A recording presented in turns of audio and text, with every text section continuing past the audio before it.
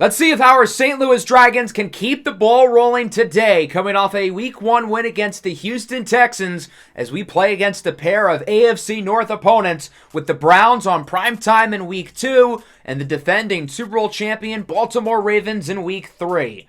Last week, we beat the Texans 19-17. The Texans are a great team. They won their division last year, and as I really look through the early portion of the schedule, it is brutally hard. Today, no different. The Browns were a playoff team last year, and obviously the Ravens won the Super Bowl. Looking at this game against the Texans, it was a defensive battle, which I expected. The Texans were one of the best defenses in the league last year.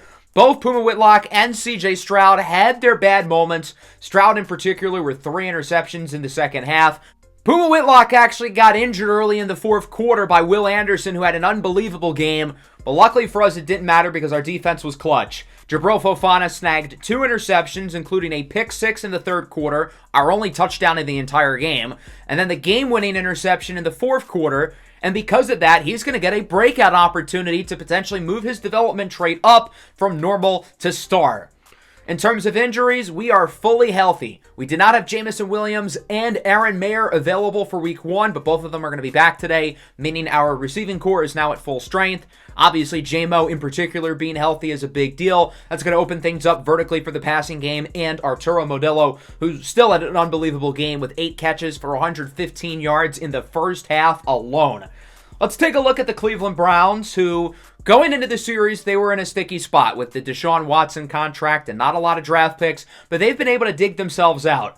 The first opportunity they got to pick a quarterback in the first round, they did, drafting Deshaun Madison, the former Heisman Trophy winner out of Alabama, with the second overall pick in the second draft of the series, and he's been pretty good so far. Having led them to a playoff spot last year, nearly did as a rookie, he's been a great pick for them. They've got a good group of weapons. The receiving core has been pretty weak during Deshaun Madison's tenure, but they traded back for Amari Cooper in the offseason, and they've had development from young guys such as Kermit Wiltz, DeSancho Chamberlain, and Jacob Harrison. The defense is really what scares me, though. They've got Quentin Williams and Myles Garrett on the same front. They've got a great secondary led by Denzel Ward and Martin Emerson. And, of course, you can't forget about linebacker Jeremiah Owusu-Koramoah, who's one of the best off-ball linebackers in the league.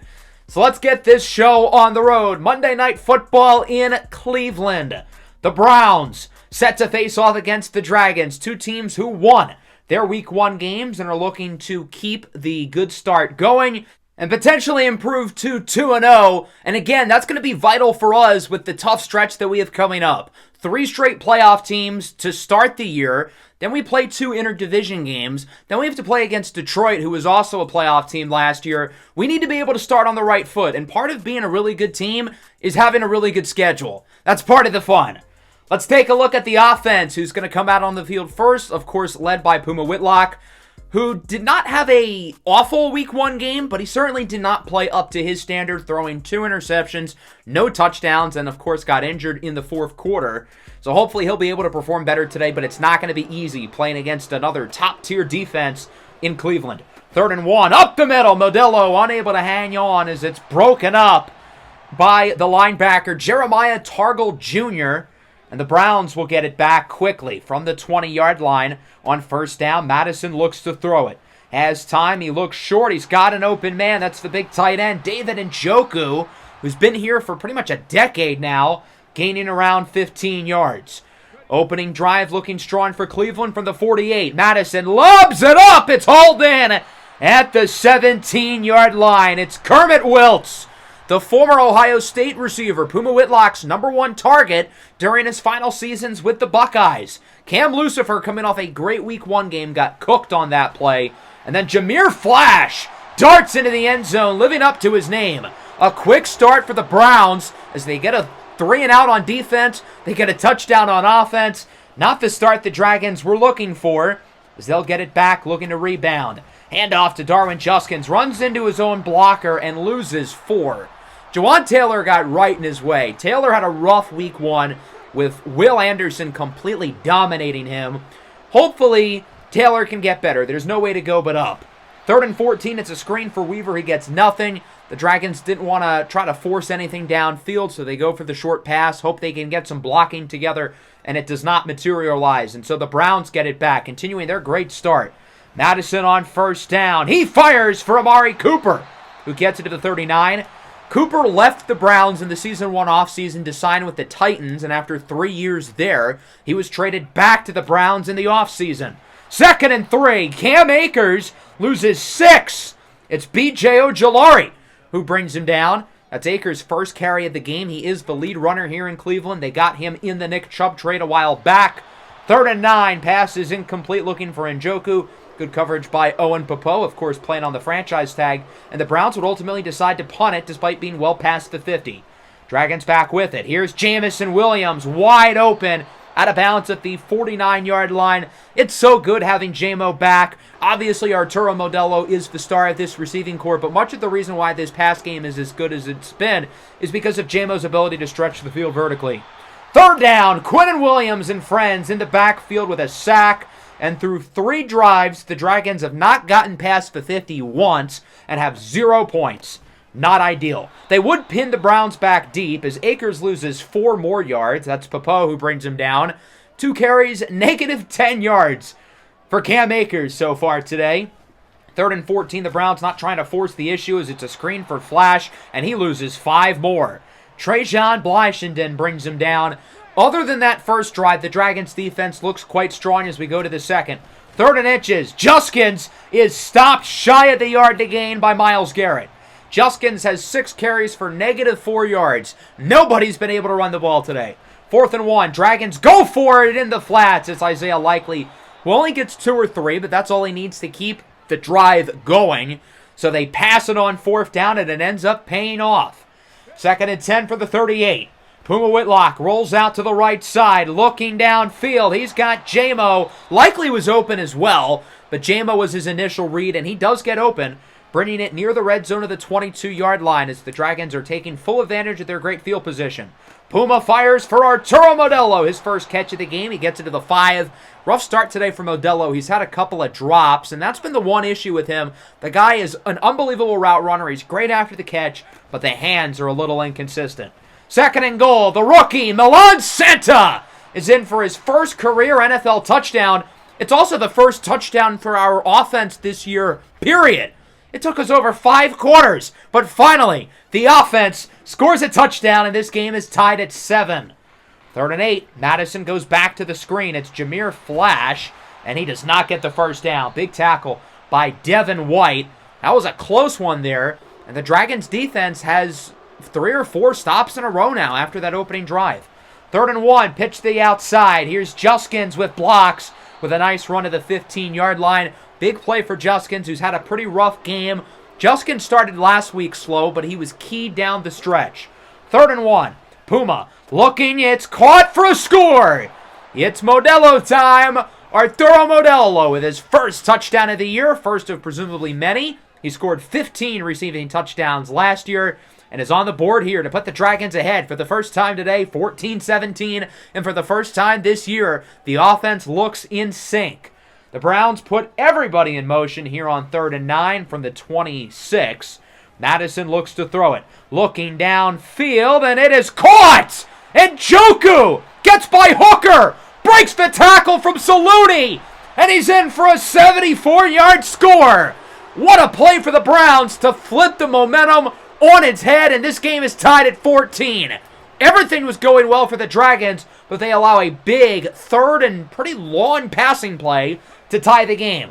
St. Louis back with it, 3rd and 20, hoping for a big play of their own. Modelo was open, but Puma misses the throw. Good coverage as well there by the defense, and they'll get it back. Cleveland looking to take the lead before half. 2nd and 10 from the 38. Here's Dasani Madison up the middle. Fires for Amari Cooper, who gets it to the 44. Madison's been super aggressive today, averaging over 20 yards of completion. On 1st down, goes short for Cooper, breaks multiple tackles, brings it to the 30. But unfortunately for the Browns, this one's coming back. A costly holding call on what would have been a 1st down. But Cody Mauch sends them all the way to their own territory at the 46-yard line. 1st and 20 after the flag. Madison looking downfield. He's intercepted. DeMore Diggins picks it off and tries to hurdle the running back Flash. He's unsuccessful, but brings it to the 43.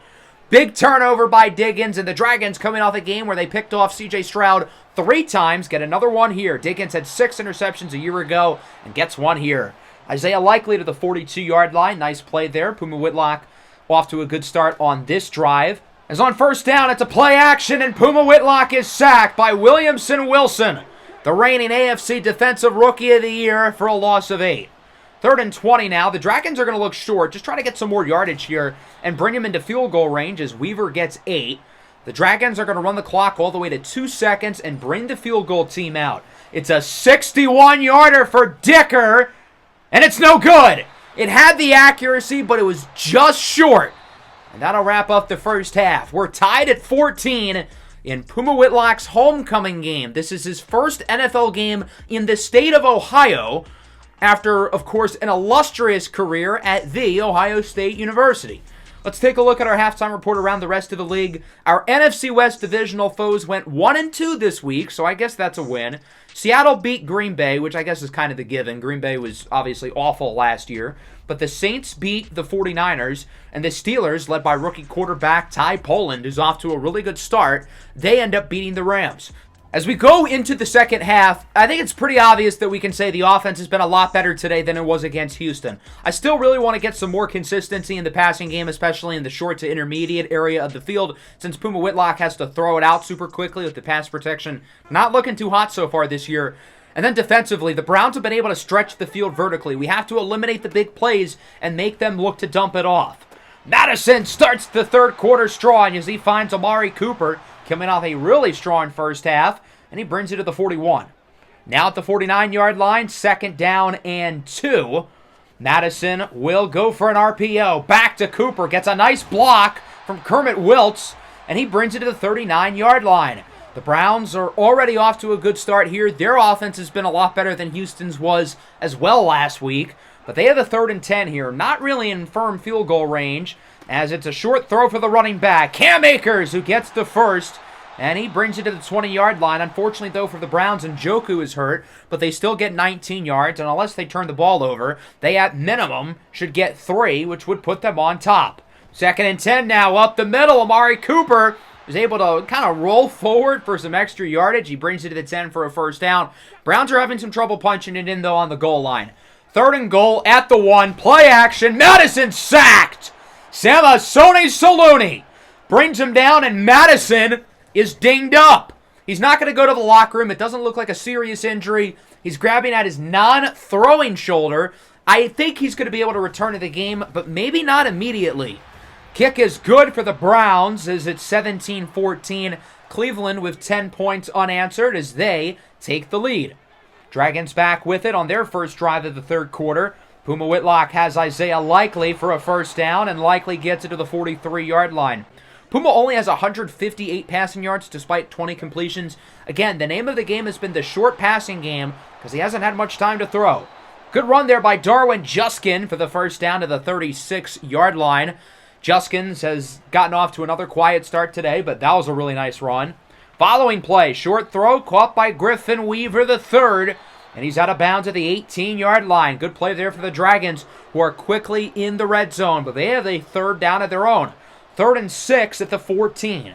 Puma looks to throw it. Has time, clean pocket, connects with the rookie, Milan Santa, who gets the first down, gaining 9. Nice grab there by the rookie, who's a solid receiving back. The reason why we drafted him was because he's a really well-rounded player in short yardage situations, in big plays, receiving, whatever you need out of him. There's Jamison Williams off the flat, gets the touchdown, his first of the year, and the Dragons get the lead back. It's 21-17. Big play for St. Louis. They're back on top. 3rd and 4th of the Browns. This is Antoine Emerald in at quarterback, and he is sacked by Devontae Wyatt. Emerald is super athletic. He was trying to make a run there, but as he was going through the hole between the tackle and the guard, Devontae Wyatt meets him, and he brings him down. Dragons back with it. 2nd and 1. Juskins to the outside. Jukes away from the defender and is wrapped up at the 39-yard line by Denzel Ward. Good run for Juskins, who had a really strong third quarter. Now we move into the 4th. Dragons with the lead and plus field position. Whoop! Nice move by Modelo. Jukes another defender. And Arturo Modelo gets 19 yards, bringing it to the 12. A big run off the jet sweep for Modelo.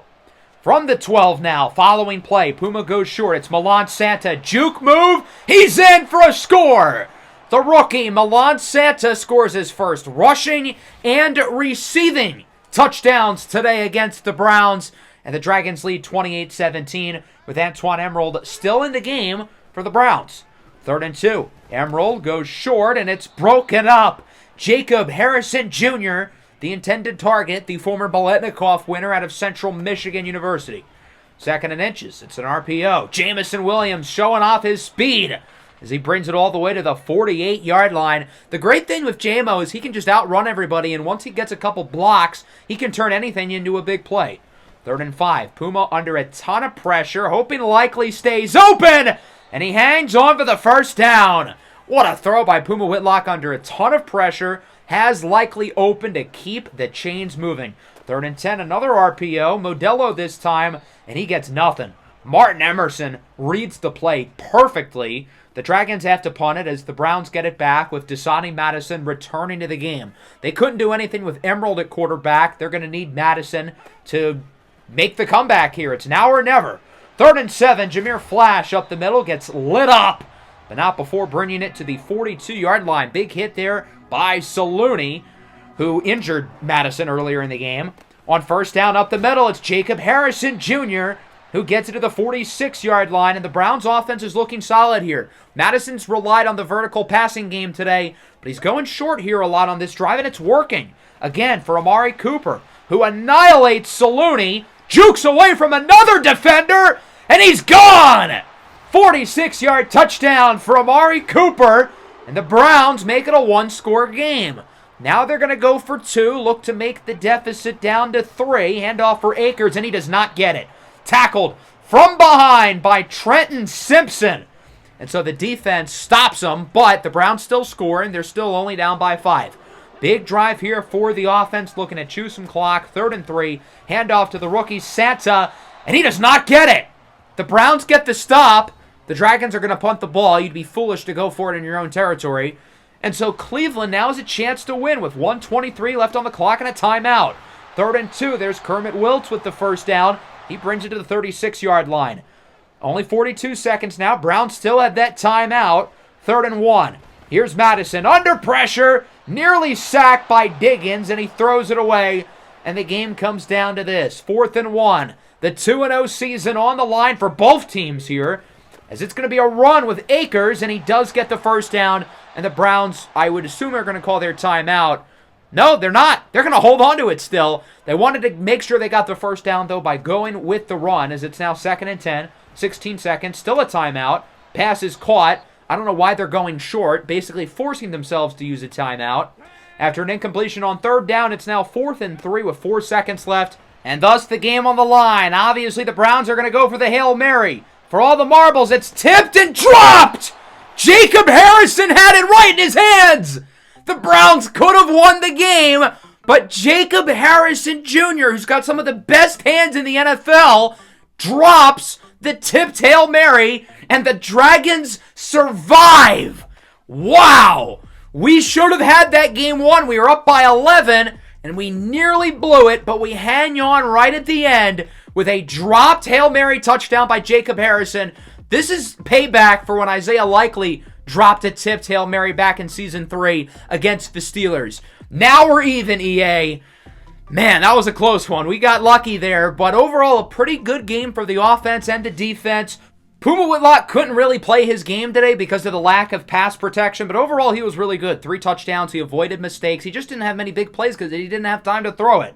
Dasani Madison I thought was really good. The completion percentage is low because they had to play hero ball, but he was really solid. The run game for us was not great, but better than theirs was. Amari Cooper was really impressive. Isaiah Likely, JMO, and Arturo Modelo were also good, but Modelo had 4 drops. Some of those were tough catches, but he's got to get better at catching in traffic. That's the one weakness of his game. Defensively, I thought we were pretty solid. It certainly wasn't perfect, but we made plays when we needed to. And shout out Presley Harvin. He had some big punts as well.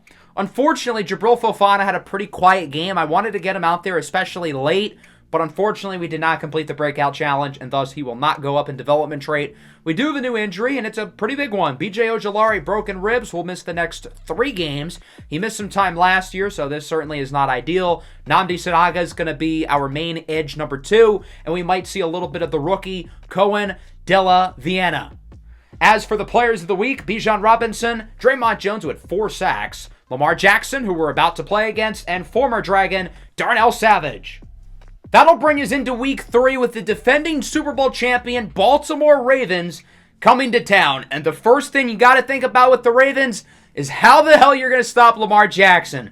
This is one of the most dynamic players in the NFL. He's a phenomenal passer. He's a phenomenal runner. I think we've got to stop him on the ground, though. Part of the reason why he's so good as a passer is his ability to make plays with his legs in and out of the pocket, to be able to get out of pressure and have clean room to throw the ball. The Ravens lost their inaugural ring ceremony game against the Niners, but they beat the Bengals last week, and again, of course, are coming off a Super Bowl win. Lamar Jackson's finally gotten the monkey off his back. He won a championship. He has a Super Bowl MVP, and now at 30, he's beginning the second half of his career, his 10th NFL season, and he's got the challenge of playing against our defense, who has picked off 4 passes so far, has been really good in the run game. The pass rush has been a little so-so, but other than that, our defense has been great. Now, we haven't played against Lamar Jackson, though. C.J. Stroud and Dasani Madison are great, but they're not quite LJ. The Ravens have a good group of skill position players as well with Lamar Jackson, who is on the last year of his contract, interestingly. So out of the backfield, the Ravens have an interesting group of running backs with Devon Achane, Holland Cherry, and Darion Wiseman, who they drafted in the second round. They still have Zay Flowers and Rashad Bateman. Reigning AFC Offensive Rookie of the Year, Cornelius Reese, is at tight end, the Mark Andrews replacement, and of course he ironically is in Carolina. Their defense is really strong. They've been able to retain a lot of their core with guys like Marcus Williams, Marlon Humphrey, Roquan Smith, Patrick Queen. Of course, they no longer have Kyle Hamilton. He's now with the Giants. And obviously, we took Trenton Simpson from them this offseason as well. So let's get this show on the road. Week number 3. The Dragons looking to make it a 3-0 start, but they've got to play against the defending Super Bowl champion Baltimore Ravens, who currently sit at a record of 1-1. The Dragons are coming off a short week, having only played on Monday Night Football. That's one last day of rest and preparation, and you need all the advantages you can get when you're going up against the defending champs. So it could be a little bit of a struggle for us, especially if we don't start off strong. So hopefully we are able to do so on both ends of the field. Let's get this one rolling as the Dragons start on offense. 3rd and 1 for St. Louis. Puma Whitlock looks to throw it. Under pressure, sends it up the middle for Jamison Williams, and the pass is a little bit offline and complete. And the Ravens open things up with a 3-and-out. So Baltimore gets it for their first possession of the game as it's a handoff for the speedster, Devon Achane, who looks to break a tackle. He brings it to the 38 as Orlin Babylon is hurt on the play. Not ideal, one of the depth interior defensive linemen. Here's Lamar Jackson on the option. He looks to break a tackle. He's unsuccessful, but he gets the first down. So far, so good for Baltimore. Just like the Browns game, another slow start for the Dragons on both ends of the field. 3rd and 2, short throw for Cornelius Reese, and he powers his way forward for a first down. Reese, drafted in the first round out of the University of Miami, one of 2 Miami tight ends in the first round that year. From the 11, Lamar looking for the end zone. He's got an open man. It's Josh Palmer who's in for the score. Who would have thought that Josh Palmer would be the missing Super Bowl piece, but he was for this team. They traded for him last year at the deadline, and obviously they won the Super Bowl. Dragons back with it, 3rd and 6. Nice play after the catch by Darwin Juskins to cut loose to the outside and get the first down. 2nd and 7 now for the Dragons. The offense starting to look more comfortable here as they have it at around midfield. Here is Puma looking downfield. He's got Modelo open, and it's jarred out at the last second. Again with Modelo. He's an awesome route runner. Knows how to get open, but the catch in traffic has got to improve. Showing it there.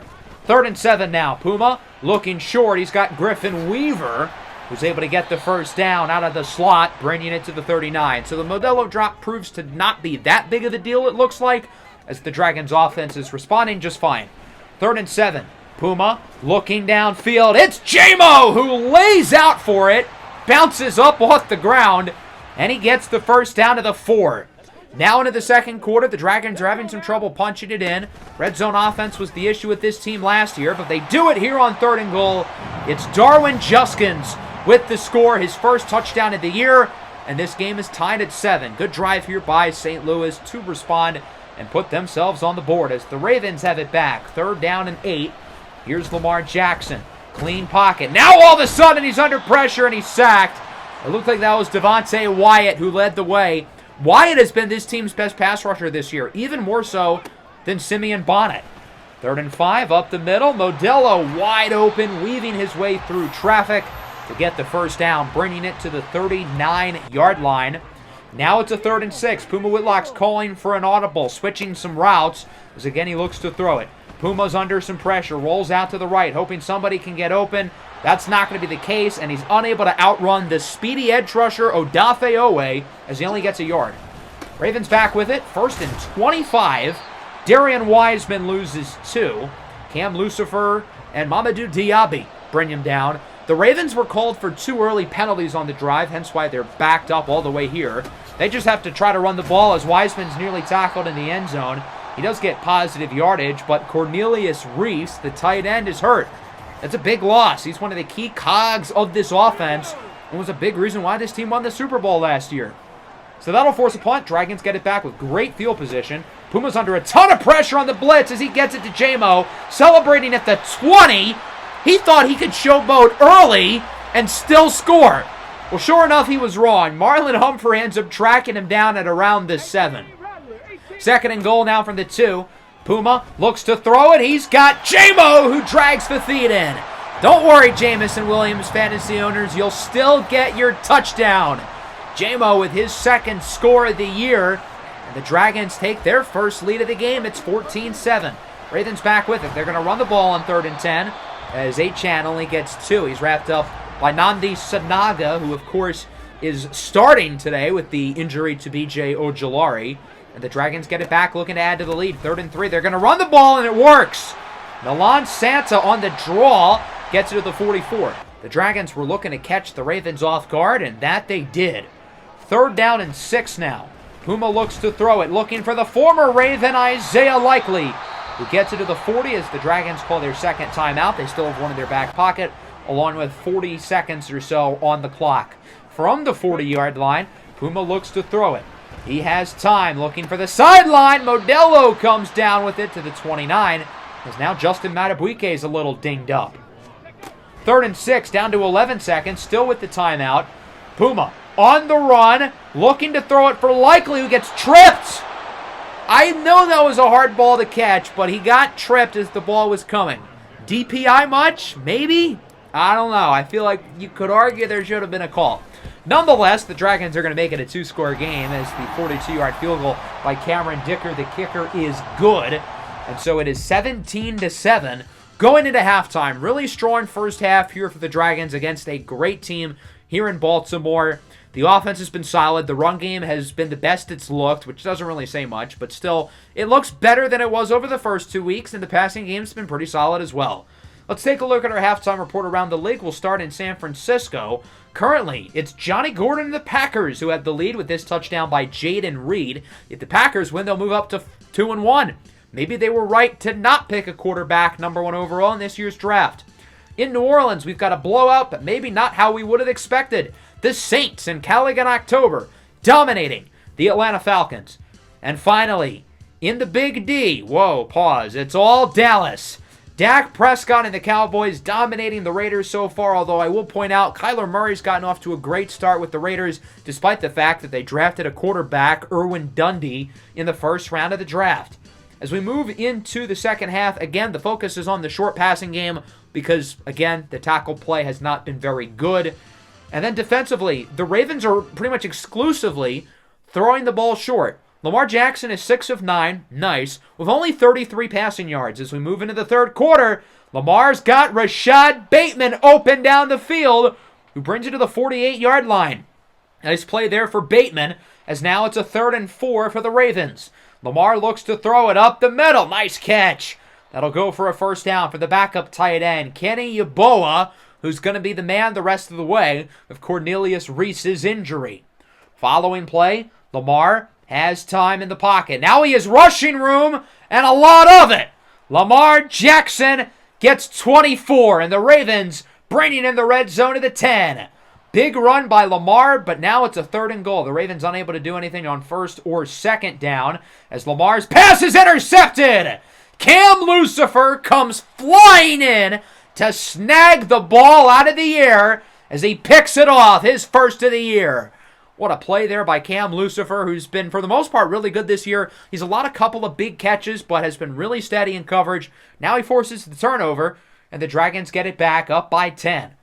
3rd down and 3. Puma looking for Modelo, and it's incomplete. Again, another tough catch, but he does not come down with a lot of those tough grabs. He comes down with some occasionally, but that one wasn't even contested. I feel like he could have made the play. On the read option, Lamar gets 3, and Lamar is hurt. As if this game really couldn't get much worse for the Ravens. Lamar Jackson's going to the locker room. It's a bruised sternum. Not a long-term injury, so the Ravens' long-term seasonal outlook is fine, but he'll be done for the rest of the game. And Will Levis is in at quarterback as he misfires on 3rd down for Palmer. Levis has had multiple stops now, started with the Titans, then played for the Jets. I feel like Levis has not really gotten a fair chance, though, as a starter. Long field goal for Justin Tucker, barely squeaks in from 54, and so it's 17-10. The Ravens make it a 1-score game, and the Dragons will get it back. 2nd and 6, up by 7. Despite the Lamar injury, the team still has to play focused and try to close this thing out sooner than later, as Isaiah Likely gets it to the 43. Revenge. The Ravens did not protect Isaiah Likely in the fantasy draft. I know that was 5 years ago, but he's looking to prove to them that they made the wrong decision. On 3rd and 5, it's a screen for Milan Santa, who gets it to the 38-yard line for a 1st down. The Dragons are trusting Santa more and more, and I feel like he's gotten better the more he's gotten the ball. Puma, under pressure, fires for Weaver, who gains 20. Really nice throw on the run and a good grab there by Griffin Weaver to put the Dragons in the red zone as we move into the 4th quarter. 7-point lead. The Dragons look to add to it here on 2nd and goal. Puma on the run. It's Likely who hangs on for the touchdown. The read there was for Puma to roll out to the right and go for Modelo. He was not open, so Puma on the run threads the needle for Isaiah Likely. And so it's now a 14-point game and a big deficit for Will Levis to climb out of as he gets a short conversion there, his first completion of the day. 2nd and 2 from the 50. Levis goes downfield. He's got Palmer. What was that? 50-yard touchdown for Josh Palmer. Are the Ravens back in it? So the question that everybody's asking is, what the hell happened there on that play?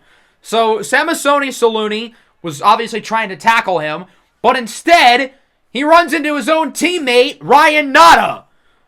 Yikes! That cannot happen. And so the deficit goes quickly back down to 7. Dragons back on offense with Puma and Likely in the zone as Arturo Modelo gains around 15 yards, bringing it to the 40. 3rd and 6 now for the Dragons. Big play for the Baltimore defense to get a stop. Puma fumbles it, and it's picked up by the Ravens. Darnell McPherson with the recovery off the strip sack by Patrick Queen. Number 6 sacks the other number 6. A gigantic play by Queen. That ball is clean out, and the Ravens are back in the game with that play. A giant turnover by the Baltimore defense. Puma's first fumble of the year. And the door is wide open for the Ravens as Levis loses 4 on the option. There's no Lamar Jackson in at quarterback running the option. Will Levis does not quite have the moves that he does, as it's Simeon Bonnet who brings him down. 3rd and 11. Levis looking downfield. It's Kenny Yeboah with the 1st down. He gains 23 yards, and that'll keep the chains moving. Big conversion for the Ravens. 3rd and 3 with under 5 minutes to go now. Levis looks to throw it, potentially for the tie. They got it! It's a hat trick.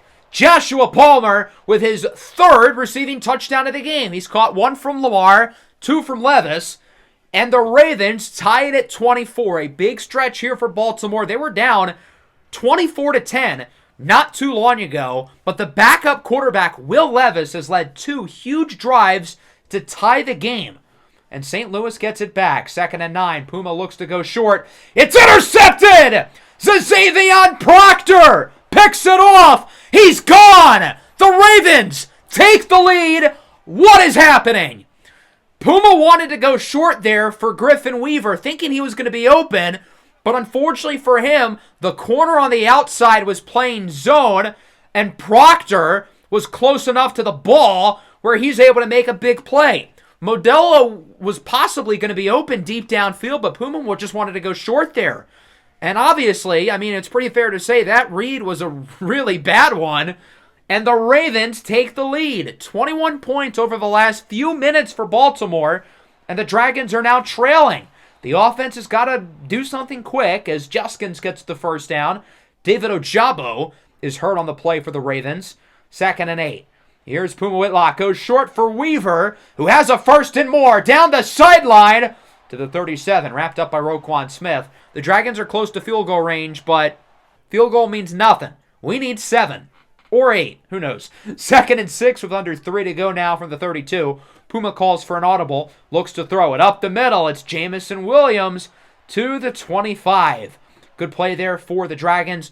They're looking short often on this drive, and it's working. Not going away from what's gone well.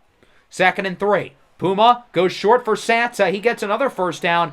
And now that the Dragons have it in the red zone, they're going to try to choose some clock. There's no reason to let the clock continue to go. Keon gets 5, and the Dragons are going to bring the clock all the way down to less than a minute left pretty much. 2nd and 5 at the 9.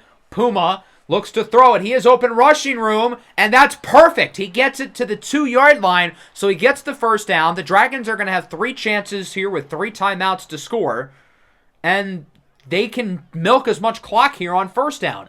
1st and goal. Puma has Juskins in the flat, and the Dragons are an extra point away from tying it up. Puma Whitlock's turned it over on the last couple of drives, but he makes up for it with the biggest drive of the game, getting a touchdown to Juskins, his 2nd score of the game. The Dragons would make the extra point, and the Ravens would do nothing with the ball, being that there was like 20 seconds left. And with that, we are going to overtime. Tails never fails. The Ravens know that. It lands on tails. Baltimore wins the toss. They will start with the ball. And remember, this is not playoff overtime rules. If the Ravens scored a touchdown on this first drive, they win the game, and our offense may not get an opportunity with the ball. And with how Will Levis has looked here in the 4th quarter, that could absolutely be a possibility. First play of the overtime, it's a 7-minute period, and if, well, it's a tie afterwards, it'll end as a tie. Kenny Yeboah with the first down to the 36. Levis now 6 for 9. Nice. And so far, so good here for the Baltimore offense. From the 36-yard line now, Levis looks to throw it. Looking downfield, it's caught by Rashad Bateman to the 45 as he's wrapped up by Malik Hooker. The Ravens offense is off to a strong start here. A field goal would be nice, but we would still get the ball given that scenario. 2nd and 8. Kenny Yeboah with the first down, continuing to do a good job in relief of Cornelius Reese, who, for what it's worth, will likely be joining Lamar back in the lineup next week. 3rd and 9. Levis under pressure. He's sacked.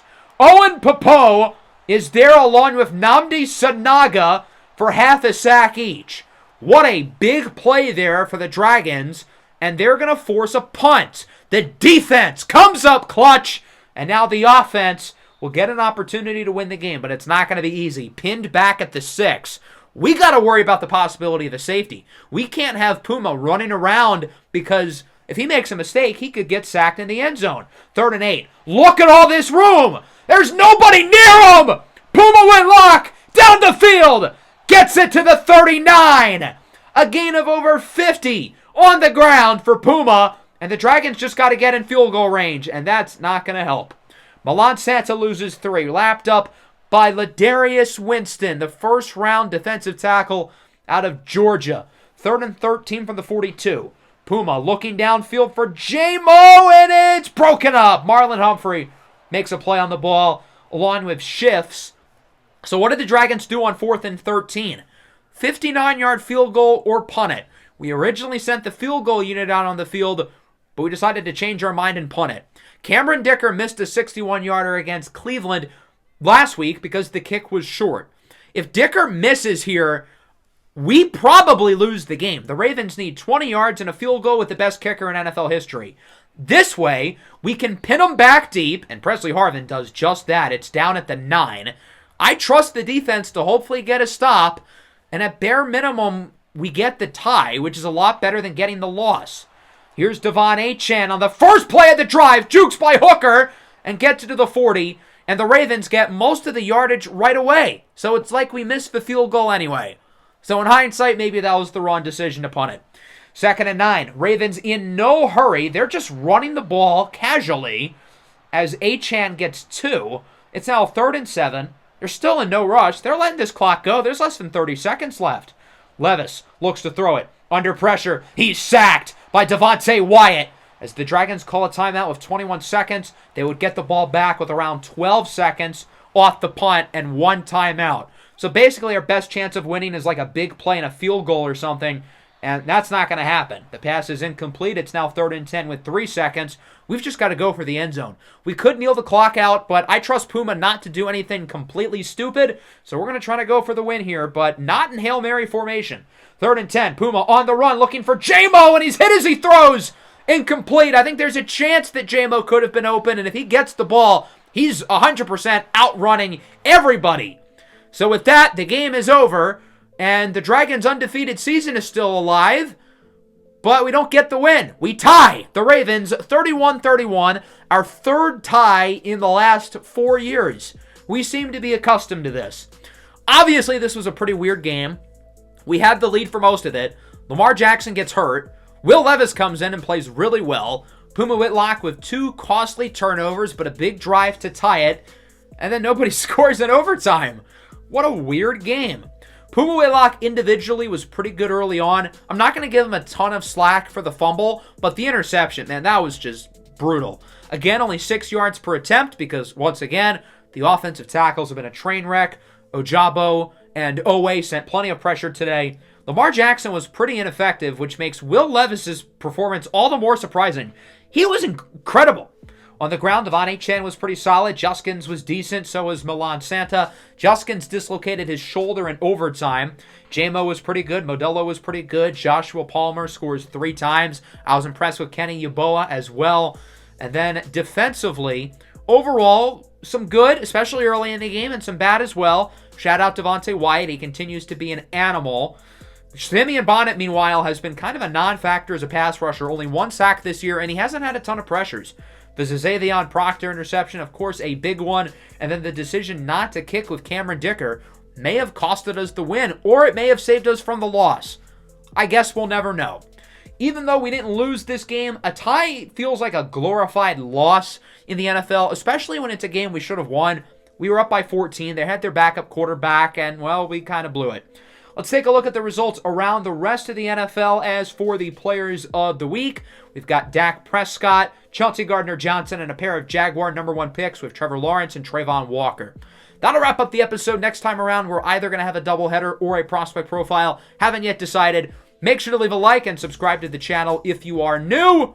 Peace out.